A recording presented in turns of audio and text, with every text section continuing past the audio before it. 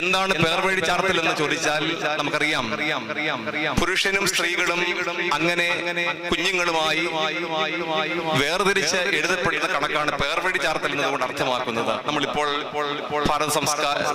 ഭാരതം SIR പോലെയുള്ള കാര്യങ്ങളിൽ ജാഗരൂകരാണല്ലോ എന്ന് പറഞ്ഞതുപോലെ പുരുഷനും സ്ത്രീകളും തമ്മിൽ വേർതിരിച്ചുള്ള സംഖ്യാ കണക്കെടുപ്പാണ്, ജനസംഖ്യാ കണക്കെടുപ്പാണ് പേർവഴി ചാർത്തൽ എന്നതുകൊണ്ട് അർത്ഥമാക്കുന്നത്. ഇതാദ്യത്തെ പേർവഴി ചാർത്തപ്പെടലാണ്. ആ രാജ്യത്തിലെ പ്രായപൂർത്തിയായ സ്ത്രീകളെയും പുരുഷന്മാരെയും തമ്മിൽ വേർതിരിച്ചെടുക്കുന്ന കണക്കാണ്. ഇങ്ങനെ യൗസേപ്പ് ദാവീദിന്റെ ഗോത്രത്തിലും കുലത്തിലും പെട്ടവനായതുകൊണ്ട് നസ്രയത്തിൽ നിന്ന് ബേദൽഹേമിലേക്ക് പോയാണ് ആ പേർവഴി ചാർത്തലിന് അവസരം ഉണ്ടാക്കുന്നത്.